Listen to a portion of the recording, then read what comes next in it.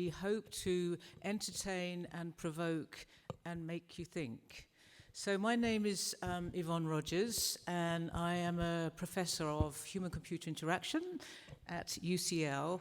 And hello, have put this panel together because I think it's very topical. Little did I know that nearly every paper is all about human-centered AI, but I think we are going to have a very lively debate and discussion. So I'm going to first of all introduce the panelists, and then I'm going to do my little introduction to the topic and why I think it's interesting. And then each of the panelists will have their say, and then we're going to have some provocations that they'll answer, and then we'll have plenty of time for discussion and questions from the floor. So this is the Last Supper that I got AI to generate. First of all, I'd like to say that Johannes Schoening, who also helped put this together, is unfortunately unable to be here at CHI. So you might not recognize, but that's Ben Schneiderman there, who was very gracious in agreeing to sit in the panel instead of Johannes.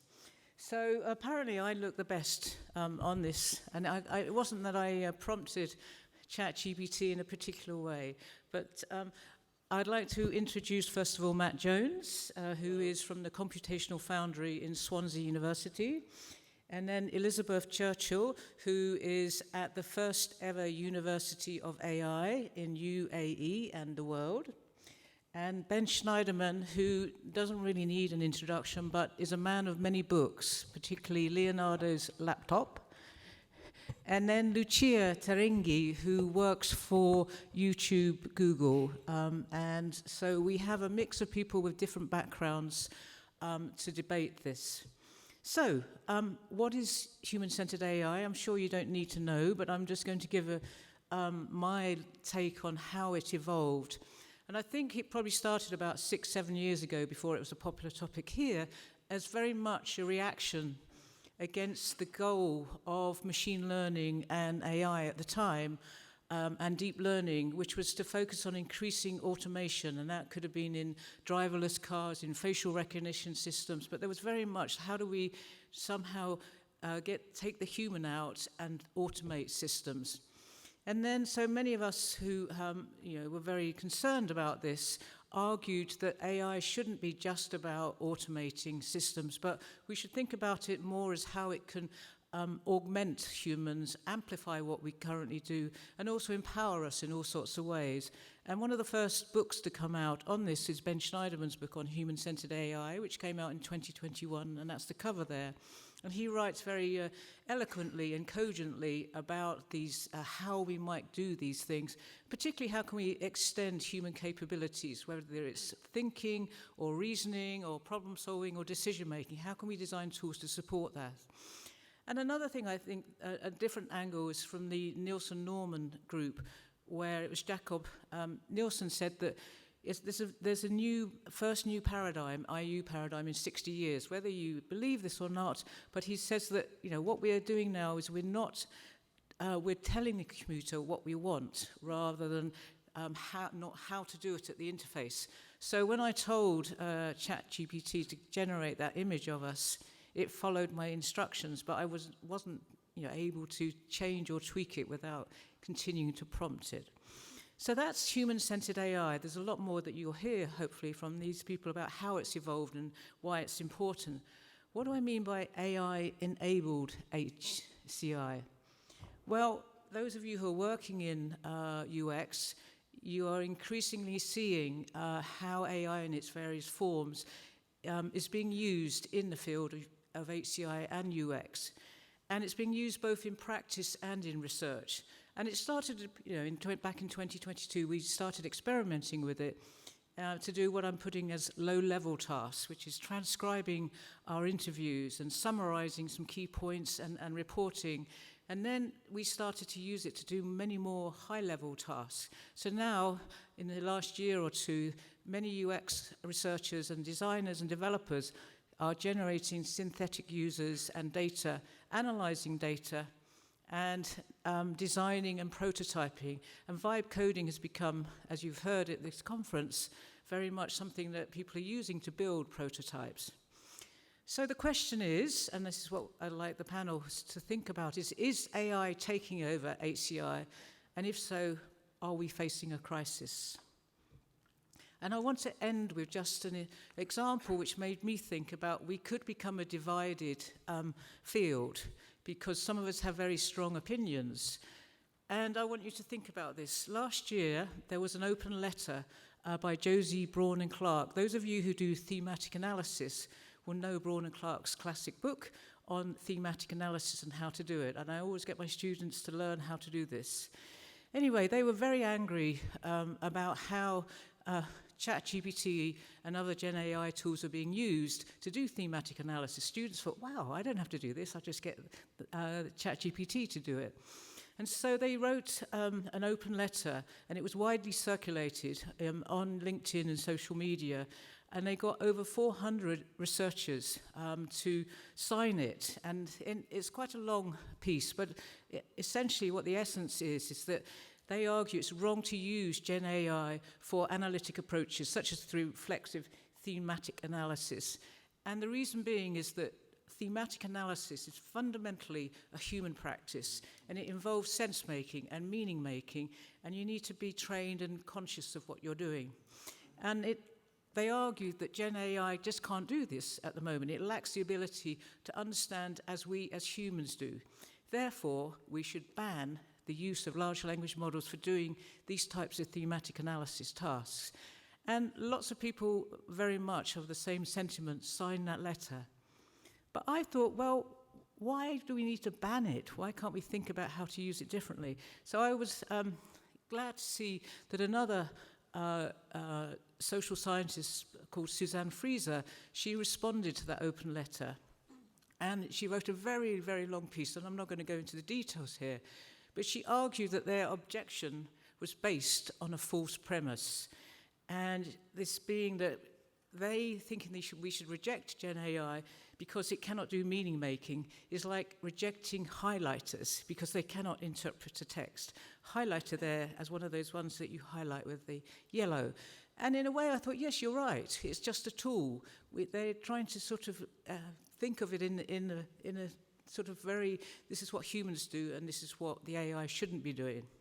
So I think, and I probably think some of my panelists here also agree, but they may not, is that we should consider how human researchers can use GenAI as tools to augment their work and not have this strong view of we must ban these tools because they don't work like humans. So that is my little introduction to what human-centered AI is and AI-enabled HCI is. I'm now going to get each of the panelists to come up and say their piece. Let's give a clap to Yvonne. Okay, thank you very much, Yvonne, and thank you all for coming. Just before I start, so I can get a sense of the room, could you put your hand up if you're mainly here because you're interested in human-centered approaches to AI? Okay, quite a number of you. And hands down. And put your hand up if you're particularly interested in using AI in your practice of HCI research and innovation. Okay, so both. Yeah, there we go. So I would like to give you, in 3 minutes, 3 principles that I'm trying to live by when I'm thinking about building interfaces to AI or when I'm thinking about my use of AI in HCI practice. They are, be anthropodenialists. That's hard to say, I'll come back to it. The second one is be legible, and the final one is be real. So let's think first of all about that anthropodenialist stance. There is a dangerous fiction, isn't there, that we have co-workers, we have co-pilots, that perhaps we have embodied colleagues in these large language models, or that we have users in these large language models. Really important, at least for me, is to keep reminding myself is that what we've got is a power. We haven't got a presence. The large language models, whatever tools you're using, are not of the same material as you and I. And it's not just me that thinks this. I'll give you two deep philosophers that think this. The first one came along a very long time ago and was called Socrates. And Socrates had an allegory called the cave and the pale shadows. Many of you are nodding. I'm going to repeat it because it's powerful. The allegory says, imagine prisoners staring at the wall of a cave. They are chained. Behind them is a fire, and the fire causes flickering shadows on the wall of the cave. People pass carrying objects behind the prisoners in front of the fire, and the prisoners can only see these pale shadows of reality. Now, when you are using an LLM, or at least when I do, I remind myself that those LLMs are like the prisoners chained, always looking at pale shadows of the world. They do not turn and face the world. They don't inhabit it. They don't embody it. So they're not like us. The second philosopher is called Judith Kerr. She wrote a lovely book, a children's book, called The Tiger Who Came to Tea. Anybody read that? Put your hands up. If you haven't, read that before Socrates. So the tiger that came for tea is just that. There's a little girl, there's a mother, and they have a knock on the door. They open the door, and in comes this wonderful tiger. And they anthropomorphize it. They treat it as a guest. They treat it as one of them. The tiger sits down and starts eating. But the tiger is not like them. And very soon it consumes all they have. That's a lesson for us, isn't it? What we have is a power, not a presence. When you use these tools, remember they're not like us. When you build interfaces to them, don't anthropomorphize them. How much time have I got left? 1 minute? Okay, be legible. Be legible means make sure that you are clear in when you're building interfaces to these systems, that people can see into them. Remember those days when we had the blinking cursor of the command line? It was magic, yes, but you threw a command in and up came who knows what. And then, thanks to Ben Schneiderman and colleagues, we had direct manipulation interfaces. I remember that time I was dragging, I was dropping, it was wonderful. Now I'm back to the blinking line of the ChatGPT. That is a non-legible system. Make it legible. And in your practice, when you are using AI for HCI, make sure you are legible about how you've constructed the data, how you have built the reasoning, how you make the system behave. And the final one is be real. I work in an organization called Responsible AI UK, Responsible AI. Everybody I bump into asks me, how am I going to make AI responsible? That's the wrong way around, isn't it? It's not the AI that's ever going to be responsible. It is you and I. And the word responsible, from the Latin, means a solemn contract.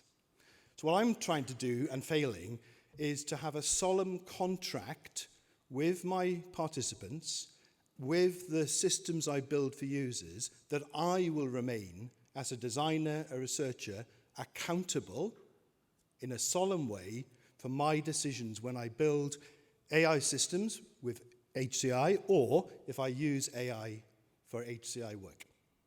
Thank you.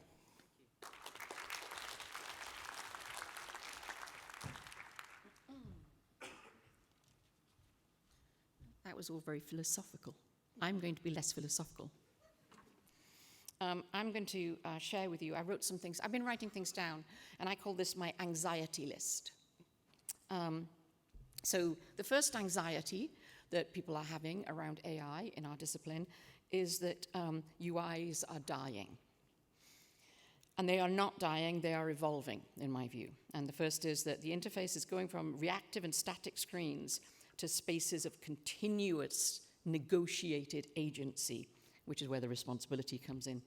And often physical and situated partnerships, because increasingly I'm working with roboticists, where the embodied AI is in the physical space. What does that interaction look like? What a fantastic opportunity for us to actually think about designing that. The second thing is that I think it's a great that coding and coding the interactions is no longer a bottleneck.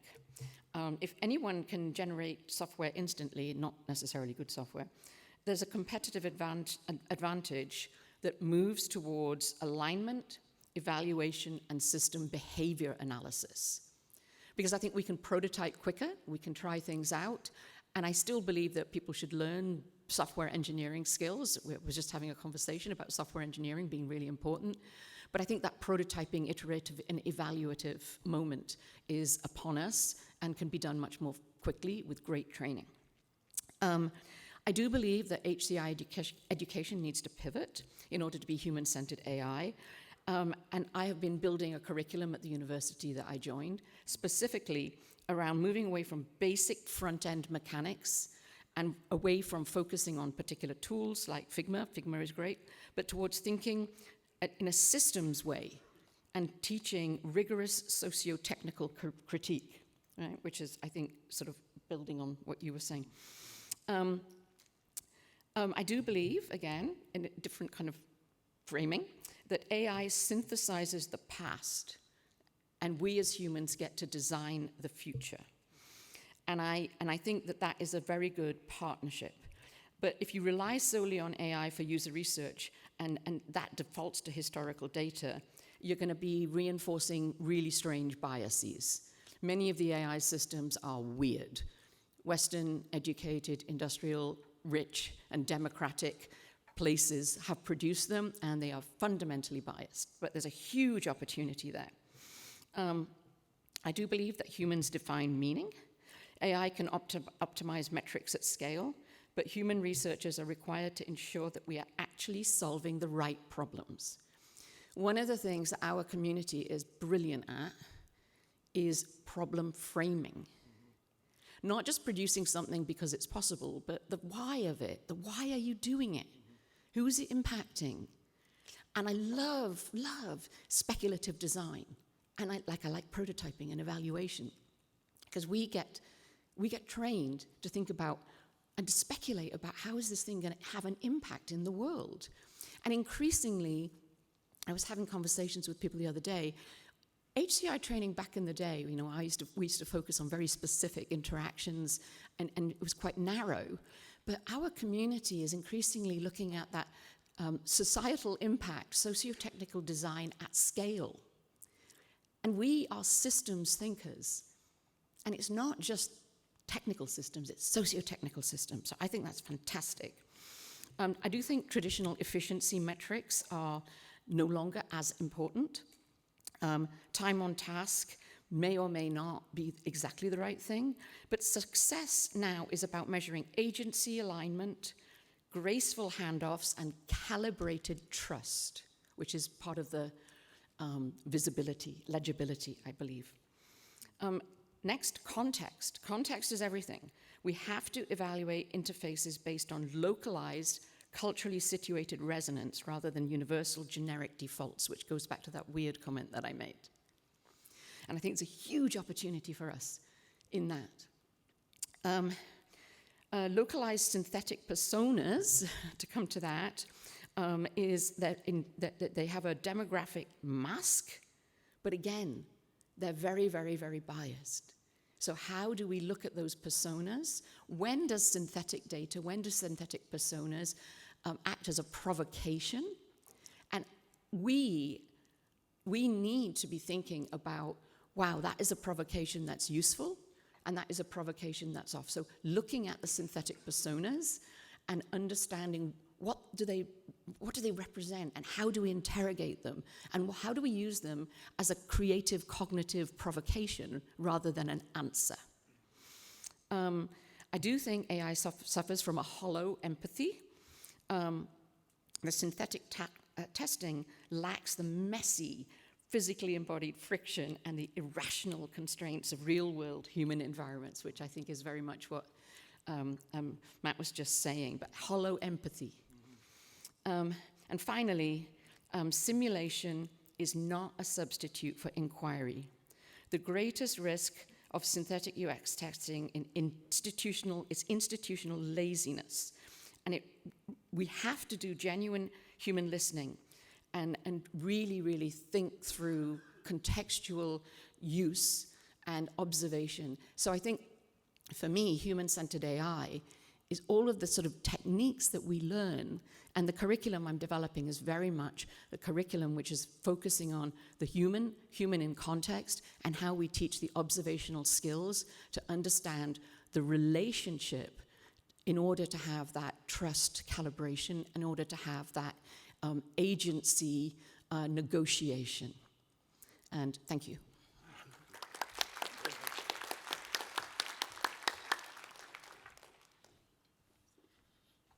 Good afternoon.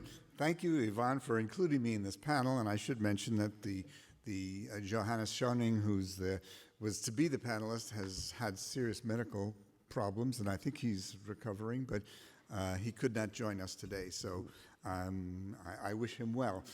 It's rare for me to be on a panel where I agree with everybody, and there was so much good sense here that there's a little, there's lots to add. I guess my definition begins, as Yvonne had stated largely, amplify, augment, empower, and enhance. It becomes a mantra. Maybe by the end I'll have you all singing this, amplify, augment, enhance, and empower. That's what we are here to do. We're here to give people superpowers through super tools in the designs that enable them, that empower them in good ways. We do this by the traditional methods of building systems that are comprehensible, predictable, and controllable. Those remain, positive attributes, even in an age when unpredictable and uncertainty is supposed to be a virtue, and where systems are no longer comprehensible.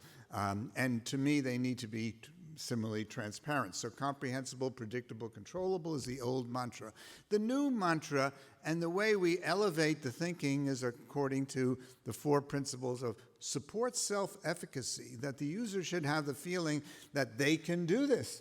It should enhance their capabilities, not give them an awe of some magical machine, but give them the sense of their own self-efficacy, very much so. Second is support their creativity and encourage them to explore opportunities and try different things. And so you give them tools for that kind of graceful exploration in their control. Okay? The third is responsibility. Clarify responsibility.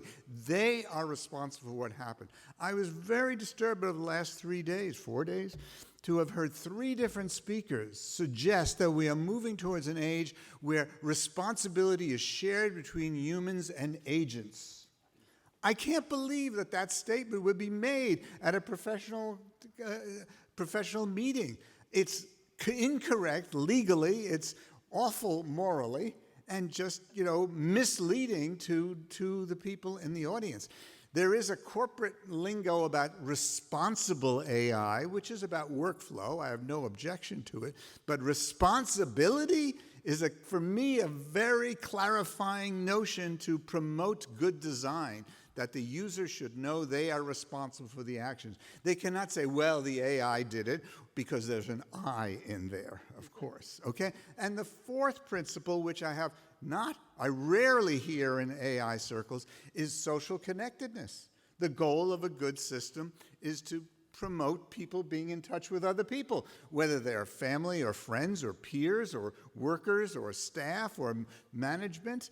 People are in a group. People are socially connected. We need the computer in the loop, but the human should be in the group. Okay, so that's where we go. And so these principles, which take a whole book to elaborate, and thanks to Yvonne for showing you the cover. Notice the cover, the title is very simple, Human-Centered AI. There is no subtitle, it's just there. That's the focus you need to arrive at. And take a look at the cover imagery.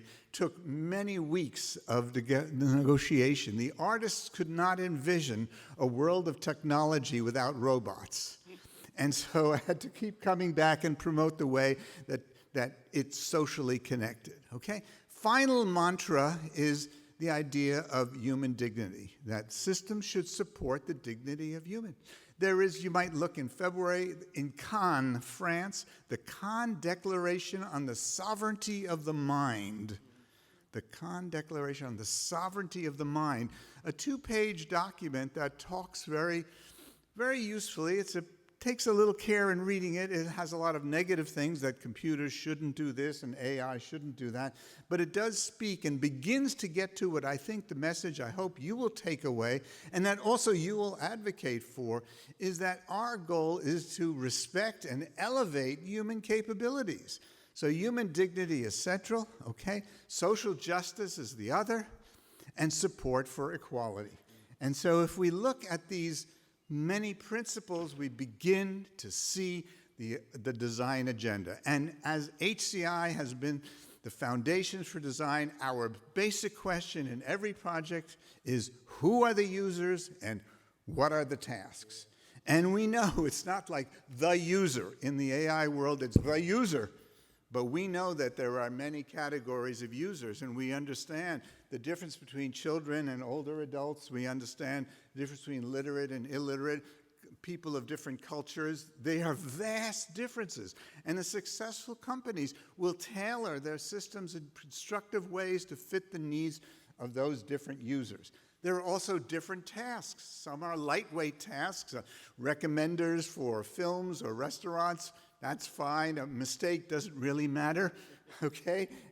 Whereas if you go to consequential business and legal decisions, mistakes have consequences. And finally, if you come to life-critical applications where, life is at stake, it really matters getting it right. 99% is not enough, in aviation, and that's why nuclear reactor control rooms and aviation do not include AI because it's not okay. So the closing message here is these technologies are pretty amazing. They're pretty wonderful. So they're startlingly impressive, so learn to use them. Teach your students how to use them, when to use them, and then be aware that they're alarmingly flawed, and they can be fixed. It's not a matter that they're forever, but they're alarmingly flawed, so you be careful, and if you're a designer, you have the responsibility to fix them. Thank you.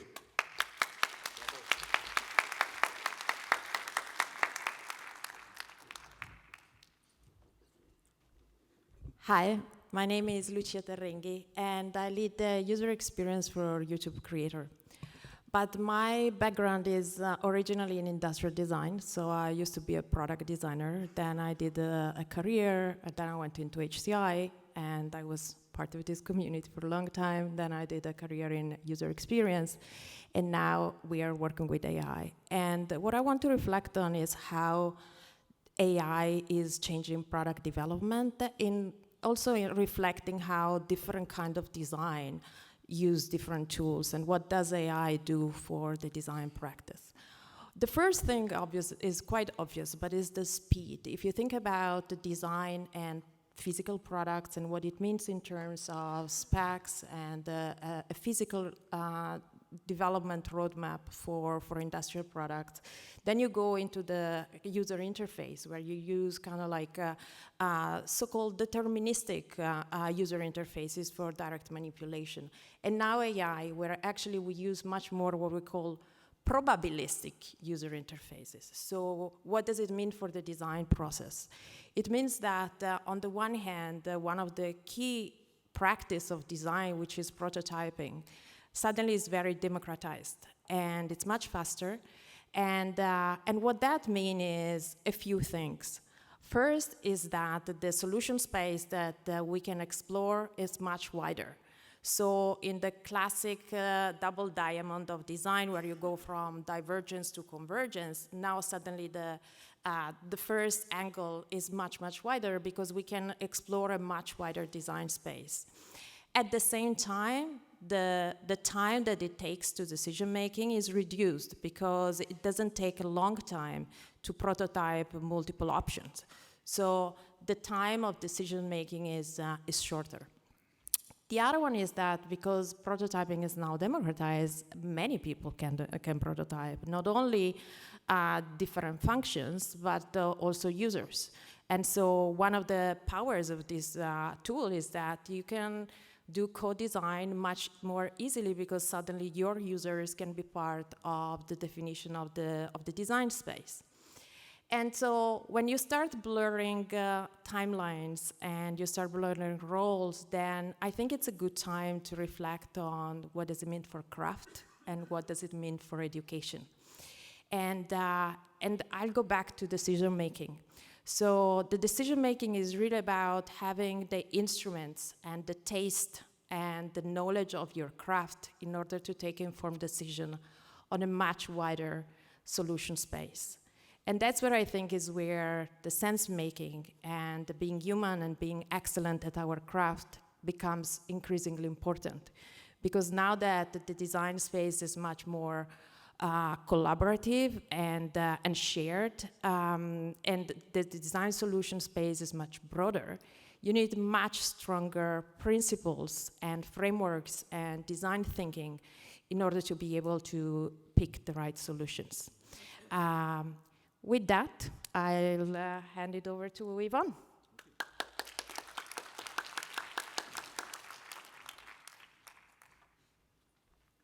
Well, they were all very mightily impressive position statements, and I think very complimentary.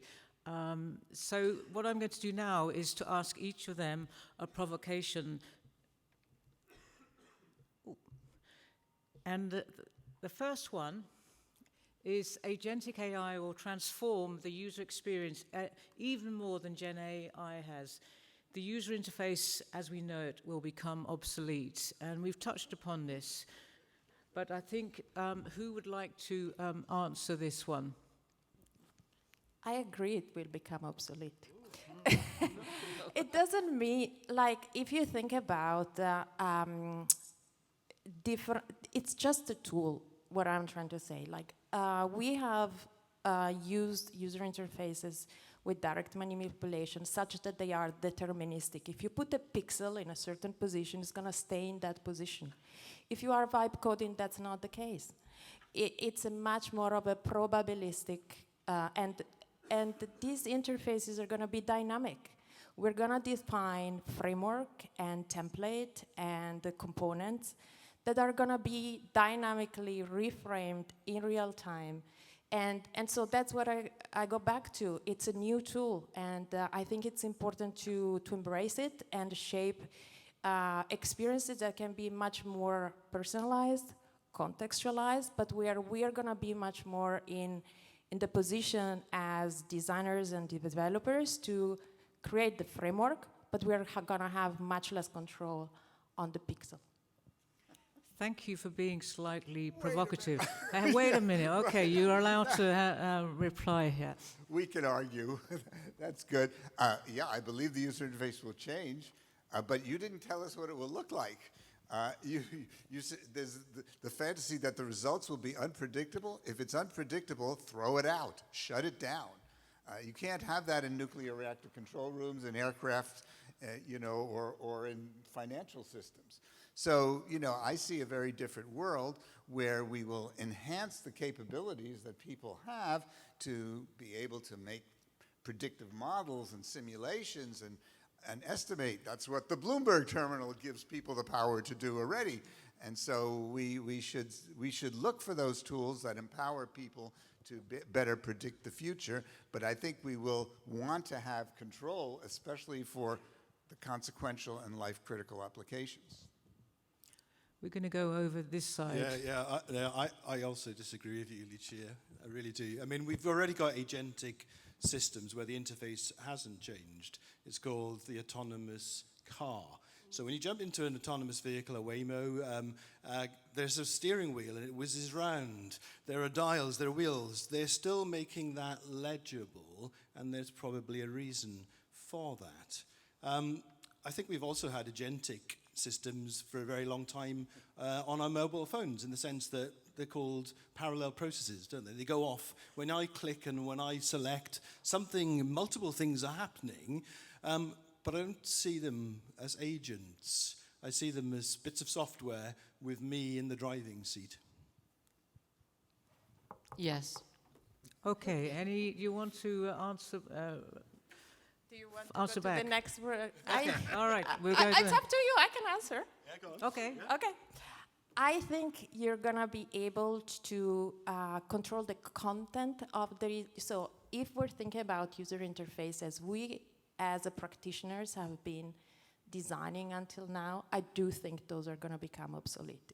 The reason being that you are gonna design interfaces in a conversational manner, much more so than moving pixel on a real estate. What it means is that the content is gonna be controllable, but the way it is displayed, the way it is reorganized, it's gonna be personalized. And you're not gonna have control on that. I have a designer friend, and we've talked about this, and he says, you know, generative AI is terrific. You know, we were discussing it. And he thought a moment, and he said, yes, but I can never get what I want. It's true. Okay? So if you want to get things you don't want, you don't care what you get, well, they're kind of lightweight applications. Please, if you want to do artistry, if you want to do fanciful things, fine. But for my banking systems, please, I want to be in control, and I want to know, you know, where things go for the legal system, for my medical systems, for my aviation. I think we need to do that. So a finer understanding of, you know, who are the users, what are the tasks will help. The agentic notion, as Matt suggested, it's been around for a long time. 30 years ago, I had a famous debate with Patty Moss. That paper suddenly has had a peak, you know, rise up of citations. But, you know, it failed then. It will fail again. We did not have, 2025 was to be the year of the agent. And Cal Newport, writing in the New Yorker, just said, hey, it didn't happen. It's not going to happen. It's a zombie idea. It will never die. There's no golden dagger. There's no silver bullet. It will always be around, but it will never succeed.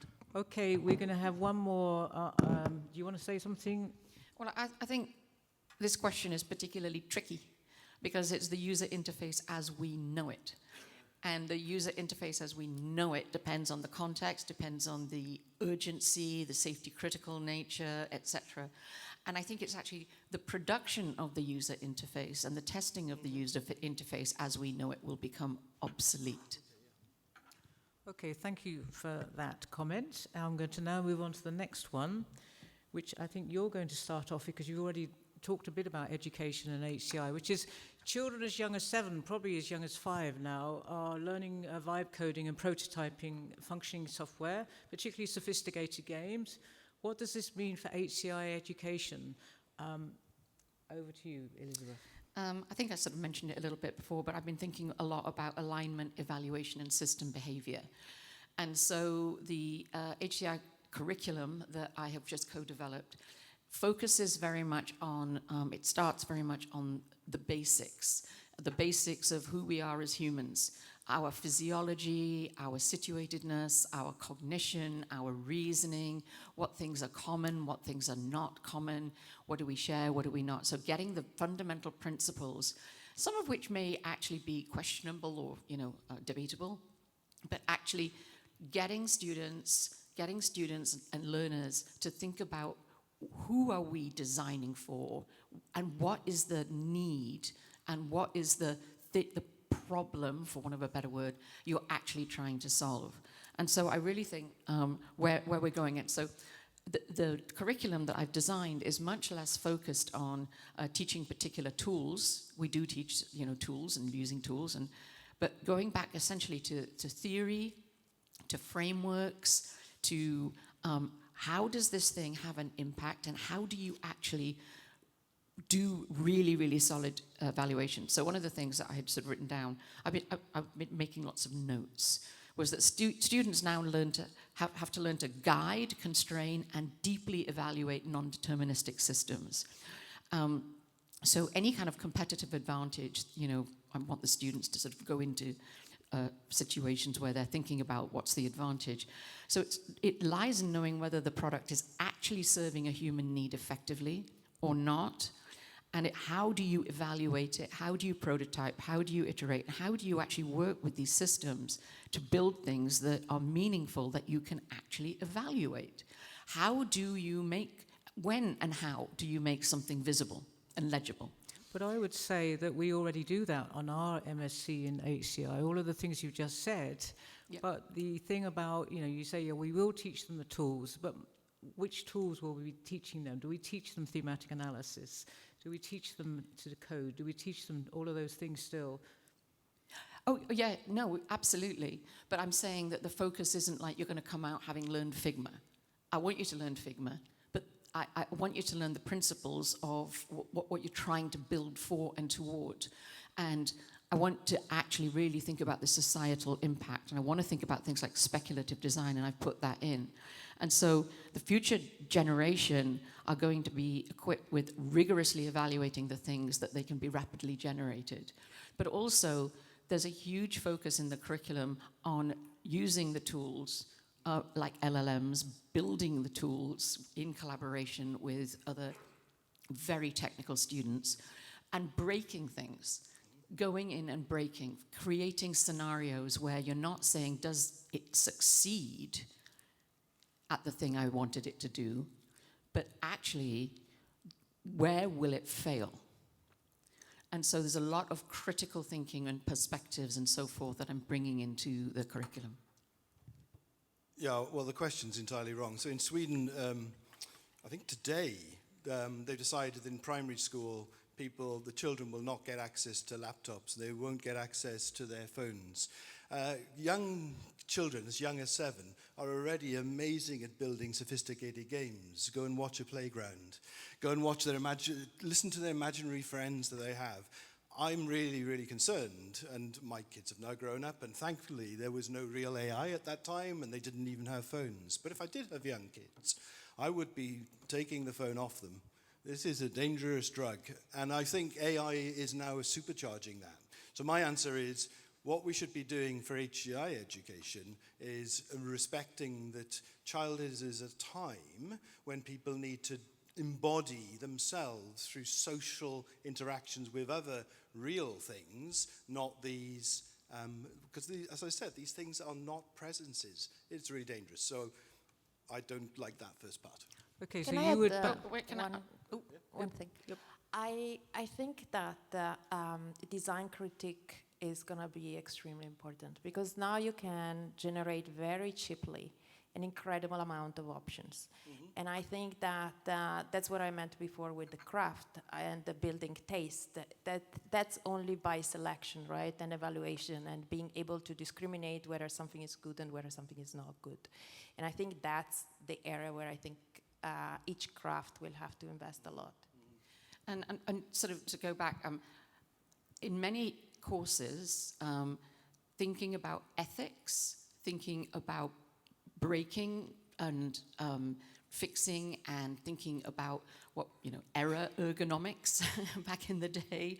When will a socio-technical complex system fail?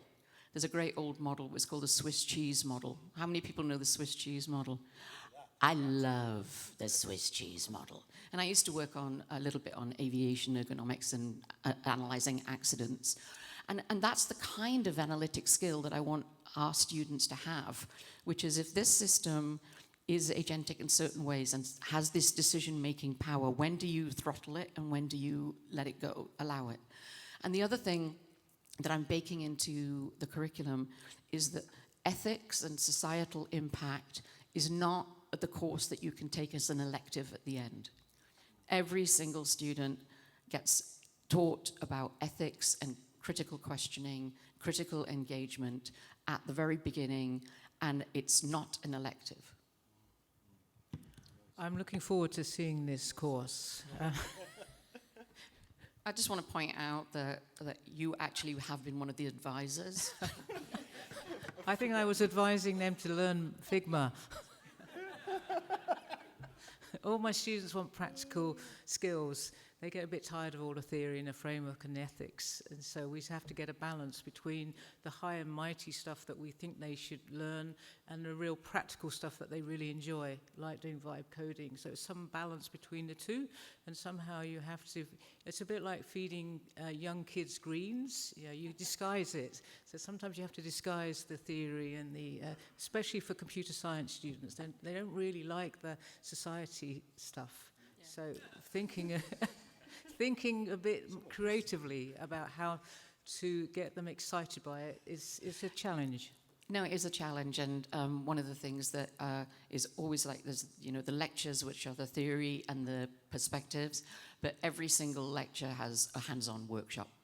Okay, great. Right, the next provocation is, why does it matter that humans should still be conducting UX tasks and HCI research when increasingly AI can do it faster, cheaper, and sometimes more effectively? So maybe we could start from you, Lucia, and move on to Ben. Okay. Still be conducting UX task and HCI research. I think UX task you have to anyway, right? Like I think it's more about I see AI as a material, and actually one of the things that I'm noticing as we use it more and more is that you find new ideas by prototyping. It's almost like sketching. When you sketch, you don't have yet the final thing, but as you sketch, you get idea and you add detail and so on. And the fact that it is so probabilistic rather than deterministic actually opens up opportunity to fine-tune. Now, I will admit that when you try to fine-tune, it doesn't always work as you were trying to do it. That being said, I think it's more about creating new experiences rather than having UX not having a job.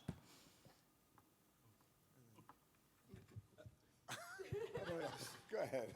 Okay. Yeah, I You wanna would follow like on? to respond, yeah. And put your hands up if you've watched any of the Jason Bourne films. They're fantastic, Remember Bourne Identity, the beginning of that, the body of Jason Bourne is dragged out of the sea. He's been dumped in the sea. Within seconds, though, he's suddenly able to do things, what does it say here? Faster, better. He's amazing. There's only one problem. He doesn't have an identity.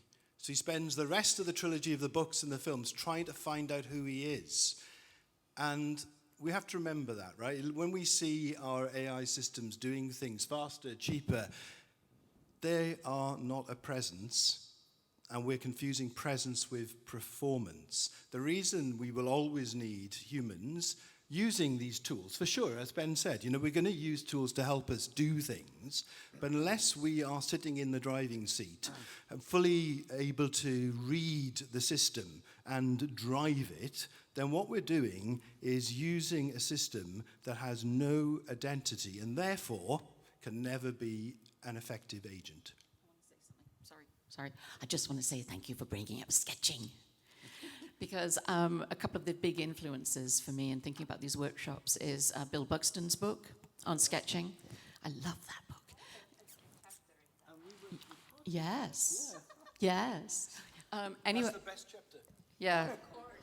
It was absolutely. Well, I would say and one last thing. No, I'm going to reply to that. My students don't like sketching. They like using AI tools for drawing and getting them to Yeah, but this is the conceptual sketching. So for example, the other thing I was going to say is there's a fantastic event and conference called Sketching in Hardware. Right, so Mike Kunyavsky and others, good friends. And what you're teaching people to do, or workshopping, is sketching in hardware, trying things out, testing the edges. And so that conceptual approach of sketching, I think, is so wonderful and critically important. Okay, I'm going to move on to the final provocation, and then we're going to open up the floor for you to ask your questions and provide comments. The final one is, how will the HCI community provide leadership after the coming AI collapse and chaos? Yes, okay. Well, these provocations are skillfully rendered by Yvonne to have inconsistencies throughout and contemplations of fanciful things. But I'll take the bait still. I'll jump to it. Yes, I think, and I'm sort of responding to the third and the fourth one. There's an inherent question of what is to be of HCI in the future? Where is user interface or user experience design going? Will we need that because AI will do it all, right? Yes, right, okay, yeah, okay. Well, I don't think so, but I think what happens in a constructive way, to me, I've had the benefit of seeing the long trajectory of disciplinary change, such as computer science. When I was a graduate student, I was studying circuit design and AND gates and OR gates, and then we went up to assembly language and higher level languages and ever higher levels of abstraction. That is the nature of the evolution I see in biology and in other fields in physics that I've come to understand. And so I think we will see the opportunity, the challenge to this community is to rise up, as Hamilton says, but to rise up and to take on a higher level perspective than we have in the past. There's a kind of suggestion that HCI people are simply pixel pushers, I saw in one of the sessions, or pencil pushers, or adjusting pixels on the screen. And that's as much like saying Shakespeare was a pencil pusher. I think that we do more things already, but that provocation is a good one, that we need to rise up and talk at higher levels of abstraction about the design of technologies that serve human needs. I'm very influenced by Lewis Mumford's writings, from 1936, his book, Techniques and Civilization, a gift to me, which, early on has the chapter about the obstacle of animism, in which he characterizes the way in which every technology goes through human forms and then rises up through a process. His book is poetic and beautiful,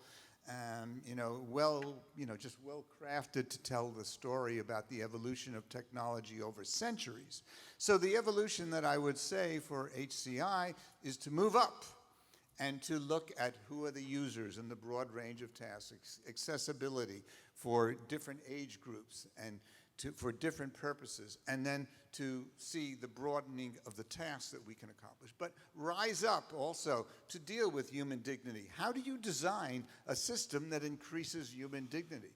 How do you design a system that increases social justice or increases equality? What are the ways in which you can do this?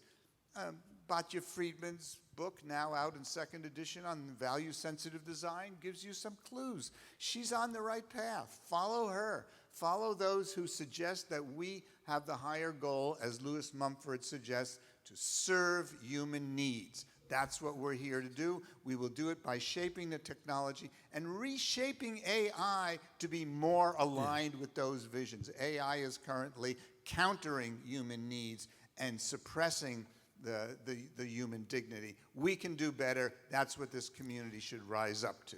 Okay, before you get too preachy, I'm going to move on to Matt, who is a preacher. I'm a preacher. Yeah. So if you've ever been recently to any put your hands up if you've been to a machine learning conference, NeurIPS, those kind of things. Anyone, right? So masses of people, masses of papers. And if you go along, occasionally you'll see things where people are, it seems, reinventing HCI or saying things like, we should consider the human. Now, your initial reaction will be to get angry, right? And when the collapse comes, and this summer, which is blazing hot, will fail, it will absolutely fail, there will be part of us. I'm a failed priest, so I can tell you this. There'll be part of me that will want to say, we told you so.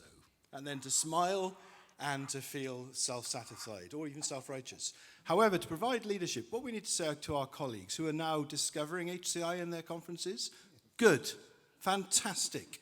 We want to collaborate with you. We don't want to patronize you. And when problems come along, I think work with our colleagues who are incredibly innovative, amazing scientists and scholars, and say, let's just think how we can build on your success and reorientate towards some of the goals of human-centered AI. Yeah. And part of what I've been trying to do is actually partner. So the university I'm at is the first AI university, as Yvonne said. And the first course was natural language processing, then came machine learning, then came computer vision, then came robotics, and then came HCI. And every single thing we do is about making sure that the students work with the technical folks to actually start to embed, in the very beginning of the designing of something, questions about what will this do, what is the bias in the data? Is there bias in the data? How do you render that visible? Bringing in data visualization folks to actually render what something is doing. These are all the kinds of things that we're trying to push for.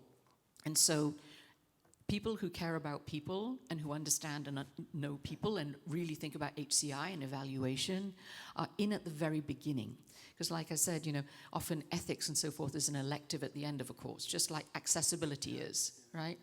So bringing in conversations about accessibility, ethics, marginalization, representation, bias from the very beginning, and have the co-production between highly technical people and folks who are more in what we sort of think of as the HCI, I think is absolutely critical.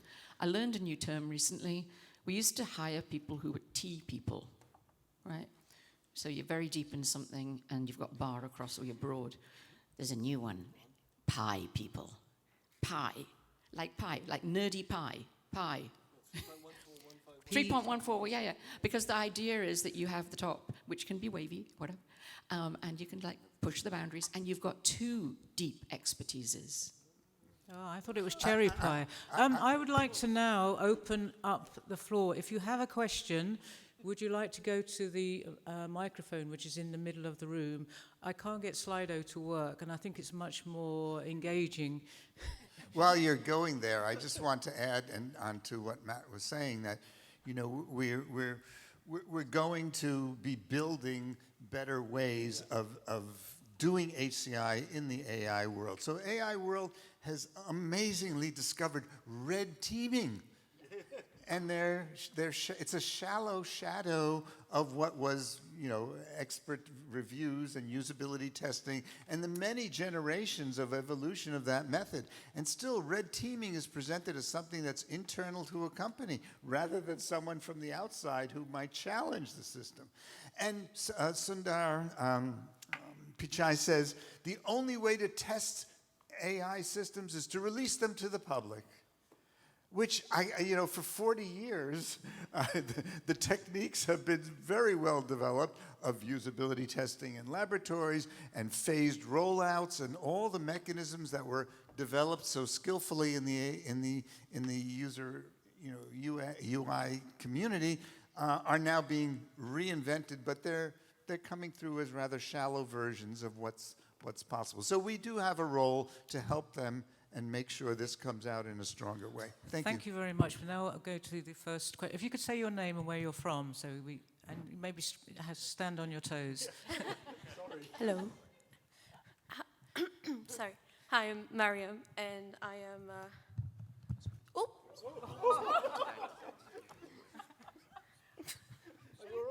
Are you okay? Okay. It's all right. Okay. Well. Everybody. Round of applause for our colleagues. You'll remember me now. Hi, Mariam. I'm from UCLIC at University College London, and I also work at the Global Disability Innovation Hub. So a lot of work we do is around looking at technology and its applications for societal impact and marginalization, particularly for people with disabilities. Firstly, I want to say that it's extremely reassuring to hear the brilliant top minds in our field and your views. I have to say I was a bit scared at the beginning that it's going to be all about AI is amazing, we should all be using AI. So it's really, really lovely to hear from all of you that we should be really careful and think about the ethics and we should push back. My question is, AI is especially generative AI, very easy to use, right? And it has been designed to be very sort of user-friendly and easy to use. And when, like you mentioned about power, Matt, it has a lot of power and it's easy to get impressed by the level of knowledge it has and how it communicates, especially for young people and minds that are still developing. Should there be more friction in using AI? And should we actually advocate for AI design, should be more design friction in AI systems design to make sure that it's not easy to use. Because obviously we haven't talked about the environmental impact and all of that of AI, but my concern is that it's just too much. How do we reduce it? That's a really, really interesting question. I think, is it easy to use? So those of us who use LLMs, ChatGPT, put your hands up if you think they are easy to use. Okay. Put your hands up if you think they are frustratingly, baffingly, terribly designed. Okay? Right. So problem solved. There is friction. So what we need to do is to perhaps... when we're training people to use systems, is to remind them how wonderfully easy the device like this is, which is based on all of the principles that people in this room and generations before us, and particularly Ben with direct manipulation, again, let's not undersell that.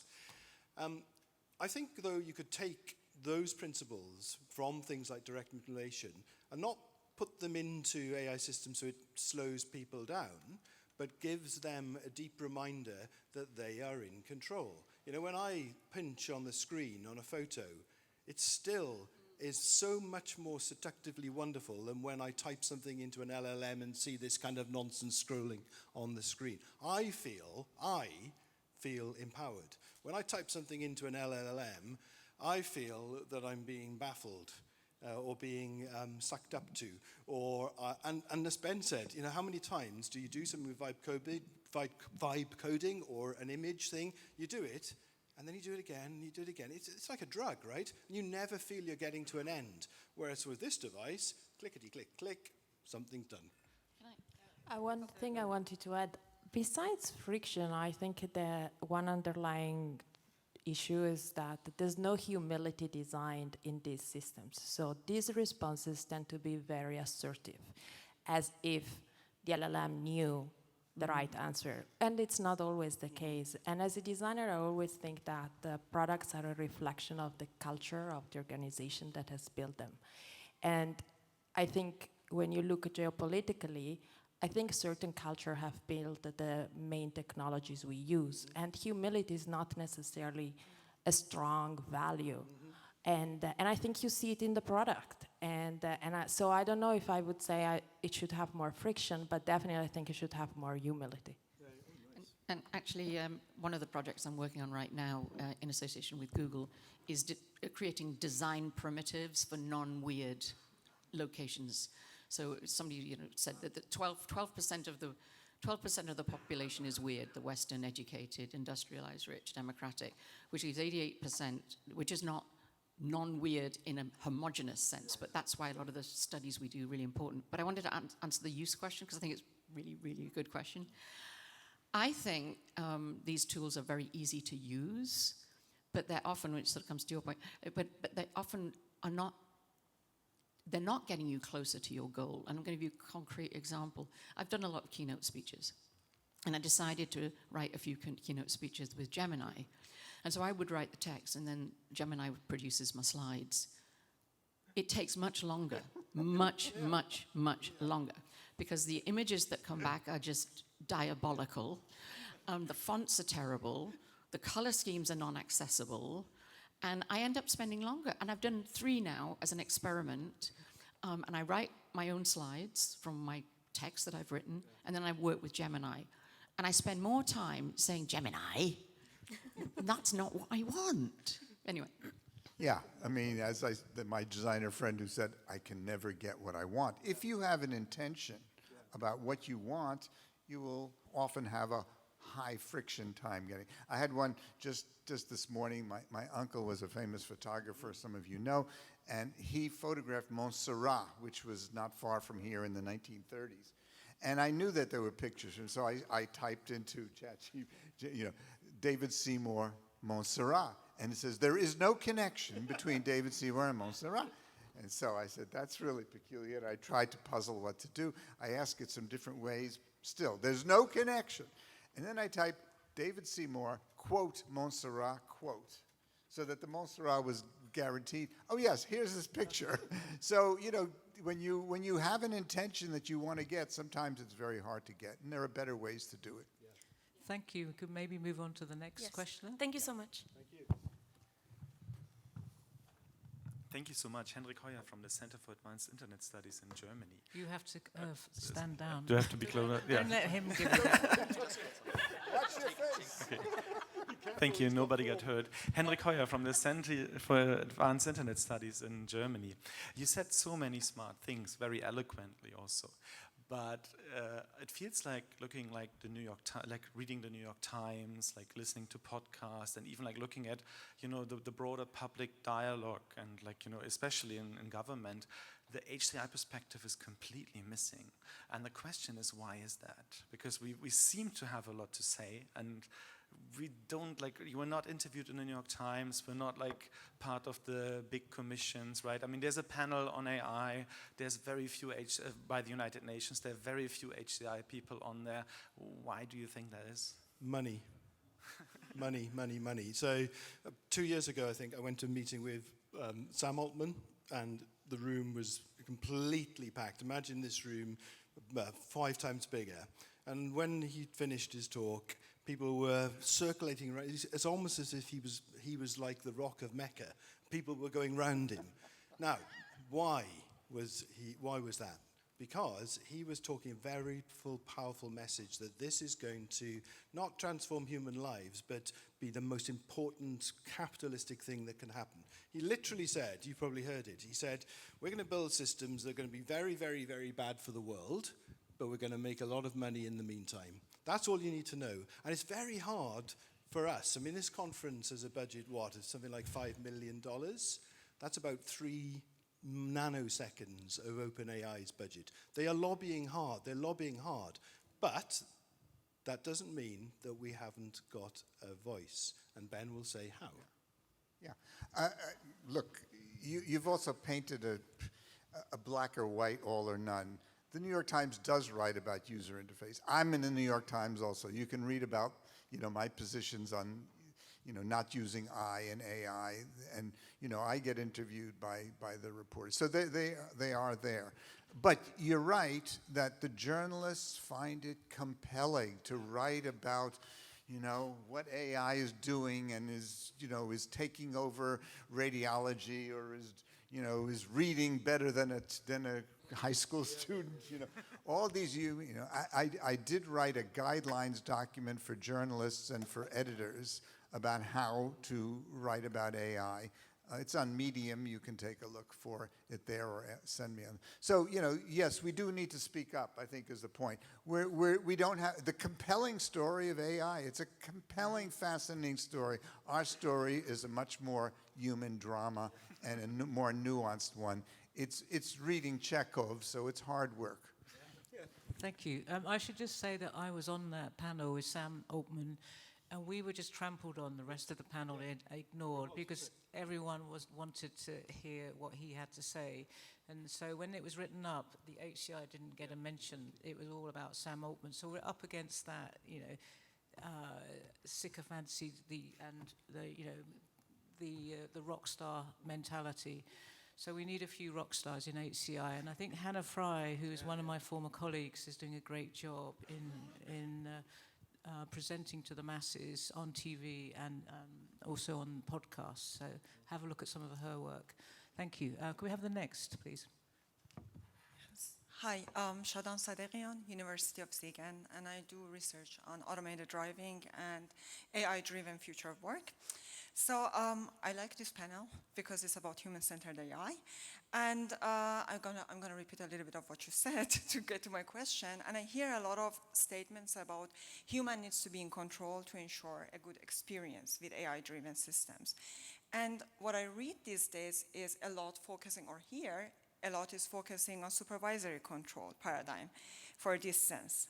My question addresses the ethics of that paradigm. Because, for example, in supervisory control, you're excluded from a large proportion of what's happening behind the scene, but you expect a human to monitor what the system is doing and jump in when things go wrong, without them knowing what has happened before, and that goes to the responsibility. Is it even ethical to ask that human to be responsible for something that they didn't play a role for? And why do we think supervisory control is the way to go? Thank you. Oh, that's a great question too. So before I answer it, if you go across the mall, I don't know if you've been deep down into the mall, there's this really charming little setup. If you've got a kid, you can put them in a little car and they can appear to be driving around in the car. But the parent has got the remote control. So the parent does have supervisory control. And that's a positive thing, I think. Now, the actual answer to your question is, you're right. I mean, if we only start thinking about interfaces and interactions after our frontier models have been built, then we are failing. Because you're right, all the core decisions have been made by that point. What data to include, what data to exclude, yeah? What reasoning methods to use, what behaviors. So we, the HCI researchers, and this is true, and it has been, Richard Harper wrote really, really eloquently a while ago. He had a paper called The Meaning of a File. And that paper said, you know, the trouble with HCI sometimes is that we think that we are working at the surface. But no, we need to go deep into the stack of a program so that we can influence the structures and the algorithms. And that's what I would advocate. So if we are simply providing, if you like, human washing of AI systems, sprinkling kind of chocolate on the froth of a cappuccino AI, yes, we are acting unethically. But if we can get ways of being deep into the stack, working with frontier models, or at least critiquing them, then that will be a better solution. And that's partly what I'm trying to do by setting up the courses. And two things. One is my last role at Google was to work on a next generation operating system and to work with the developers. And there were two things we were doing. One was, there's a bunch of my colleagues here who are still working there, thinking about the tools that the developers have. And when I say tools, I don't just mean the tools of production of code, but also the documentation. Also some of the tools around communication of how this thing, all the way from the kernel up to the UI framework, actually would work. And the reason I went to do that was because I was interested in mobile phones and how much security problems there are, because if you build on the top of Linux and with Android. And so I was like, how do you go down and how do you influence people, and why do you work at the kernel level almost with some of the people we work with to address what that is at the very top of the end user experience. So that's one thing. I really believe in this. I really believe in that's why partnering the technical people with the socio-technical people is the future. The last thing I want to say is, I also worked, like I say, on sort of aviation ergonomics. Now there you have a supervisory control of a very complex but fairly understood, thing, an aircraft, right? And we know that all of the problems with fly-by-wire, when the supervisory control was not actually controlled because the feedback in the system was just not good enough, and that pilots had not been trained because nobody wanted to invest in the training, right? So the user error, the world of user error in aviation ergonomics and accident analysis is a really interesting one to look at as examples, because they say pilot error. Now, where is the error? Is the error in the lack of training? Is the error in the lack of understanding of feedback to the pilot? Is the error because the supervisory control is not really there? So I love that you brought that point up, but I think we have really great examples from other areas that we can bring to try and think about everything from the pixel to the policy to the governance. The pie model again. Could we have, thank you for that question, the next questioner. Hi, Bonnie John from Bloomberg and Carnegie Mellon. Thank you for putting this together. I love that last provocation, and I'm going to riff on it a little bit. And Matt knows what I'm going to ask, because I asked him the other day, and he told me to come here and ask it. I recently read, "If anyone builds it, everyone dies." Has anybody read that book? Mm-hmm. Fabulous book, terrifying book. I'm so glad I don't have grandchildren. It makes a very compelling case about the alignment problem, that AI inevitably will get super intelligent and will not be aligned with the goals of humans. Infinitesimally small chance of that happening, and it will kill us all. Very compelling from very knowledgeable people. So I want to take this last question and say, how will the HCI community provide leadership before the coming of the AI collapse and killing us all? Yeah, Lucia. No, Lucia. You stop there. Well, that's bravo. Thank you. Thank you, Bonnie. And, I think we are trying to do that. This conference has the elements. I've heard discussions of desire to join in the policy discussions. I attended the last session was about oversight methods, and there were 15 lightning talks about different ways of oversight at the level, of low level, medium level, and then, up through management, up to government regulation. And so, yes, I think there are ways we need to be stepping forward. And SIGCHI has shied away from policy issues. It had at one point, under stimulus of several people, including me, had a policy committee, a policy effort, but it was shut down by new managers. So there's a time to return to policy, and these have to be not only national in each country, but international as well. I think joining in, as was mentioned, UN committees, the 40 members of the AI committee could have a greater participation. World Usability Day, Elizabeth Rosenzweig is working to have an international agenda that we should have a UN-sponsored World Usability Day, adding to their agenda. So there are ways that people are exploring. Please join in. You are in a forceful position at Bloomberg, and others may be also. Please use whatever efforts you have to rise up. That we need to raise our impression about HCI, its value, its presence in the world, its philosophical outlook, and its maturity. It's time for us to stand up. And plus one, when I was vice president of SIGCHI, we did have a policy group, and Jonathan Lazar was running that. I brought him in. Jonathan, are you here? Yeah. And Jonathan did a fantastic job, and after we moved on, the policy never came back. The policy group never came back. It's time to bring it back, I think. And the second thing is I'm vice president on World Usability Day with Elizabeth, the Elizabeths, and we would love your help if anybody is interested in helping us really get the word out, in getting us in front of the UN or wherever we have to go. If anybody's interested in helping, we are always looking for help. Thank you, and thank you, Bonnie, for your question. Can we go on to the next one, please? Hello, everyone. My name is Inês Silva, and I'm from Fraunhofer PortugalX. And I've been doing some workshops with designers and programmers to understand how their workflow changed with AI. And I got to see everyone basically saying that their workflow is faster for almost every task, but they don't feel like they have more free time. So they are doing things faster, but they don't feel like they can rest. So they just have more and more tasks. And I was wondering if this is something that you are also concerned, and what can we do to protect ourselves and even protect the work that we want to do without AI and take more time. Yeah, thank you.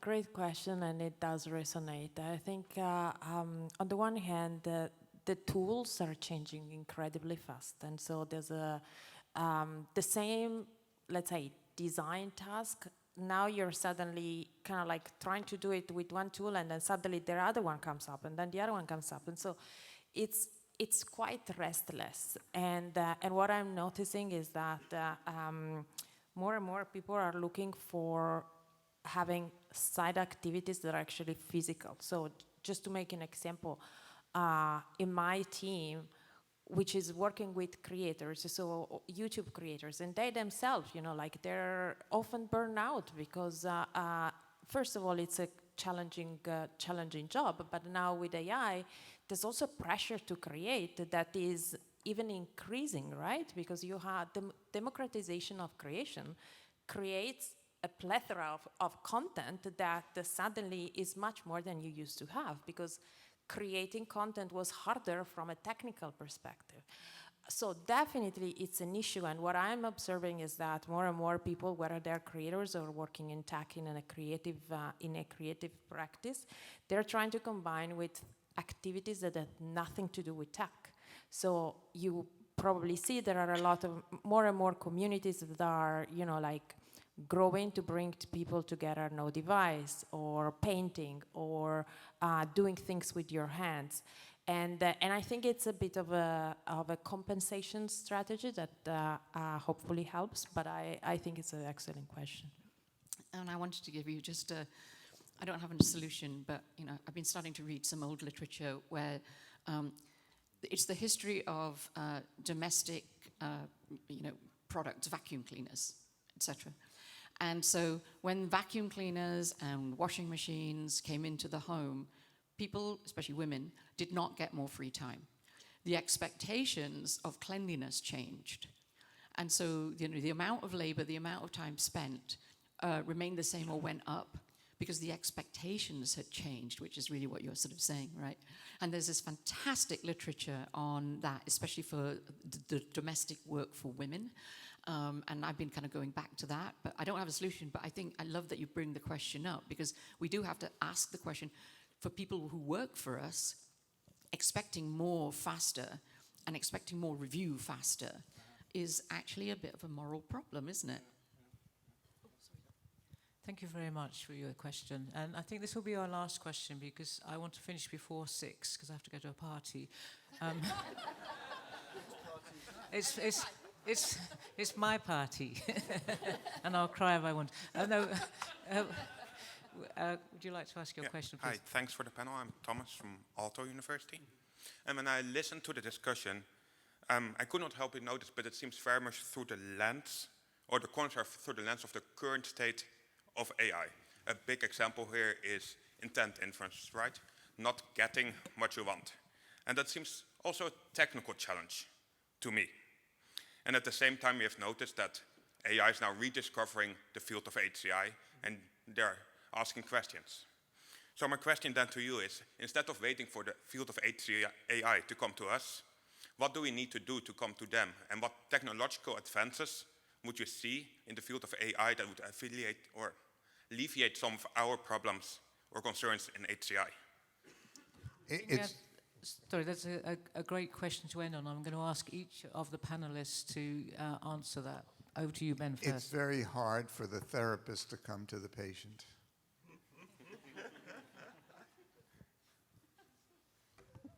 It will take the patient to come to understand they need our help. I went to an AI university, the first one. I set up the first HCI department that is AI focused, and I want everyone to come and join me. At the end of a talk I gave about a month ago, a young person with his mum came up. He was a kid of about 12. And he said to me, look, I'm really worried. I don't know what I'm for. It was really poignant. He said, I don't know what I'm for. And I said two things. One, first of all, you are a presence. You've just come up to talk to me. You're a unique creation. That's one of the things that you are for. And the second thing I said to him was, asking that question shows me that you will always have more presence and power than any AI. AI will provide you, this young child, with seemingly fluid, quick answers, but only you thought to ask that existential question. So I would say, in answer to what advances should we say to it, I think what we've really got to say to developers of AI, research of AI, is you will never, ever strive, however hard you will, to be like you and I in this room. So reorientate and serve them. Bill Paxton had this sentence that always stuck with me, which is AI is everything but neutral. So hinting at the fact that at the end of the day, I think we are in a position today where we are concerned about losing agency. Yet I think we need to also recognize that we are in a position to build and shape a lot of this technology. And the way we do is a reflection of our values. And so back to the point about going deep, one of the things that I think the practice is evolving towards is what we call model UX. So UX being able to design system instructions, to do evals, to assess whether a response is its factuality, its helpfulness, its intelligibility. So I think we also need to take the responsibility and the agency we have, because at the end of the day, it's our role as shapers of technology, and not only be afraid of losing agency. As the chair, I can have the last word. I have worked with AI researchers for many, many years, and one in particular for the last 12 years is a hardcore machine learnist, and we've been developing AI education systems. And at the beginning, he really didn't understand what I was trying to do, and he used to say, "Oh, human in the loop, you know, you're labeling the data and so on." And it took me a long, long time to try and convince him of the value of HCI. 2 years ago, he was writing a manifesto for human-centered AI. So it is possible to, it takes a bit of time to get the patient to come to you as well. So anyway, I just want to thank all my panelists for, I think it's been a very thoughtful and provocative discussion. It does seem that we were all on the same page. But I think we covered a very large page with lots of things for you to think about. So could you all give a round of applause to the panelists?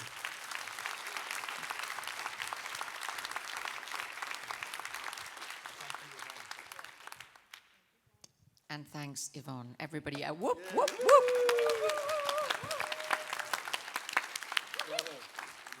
And now follow Yvonne to that party. So she'll jump in a taxi, you get in another one, you say, "Follow that cab." And AI will never do that.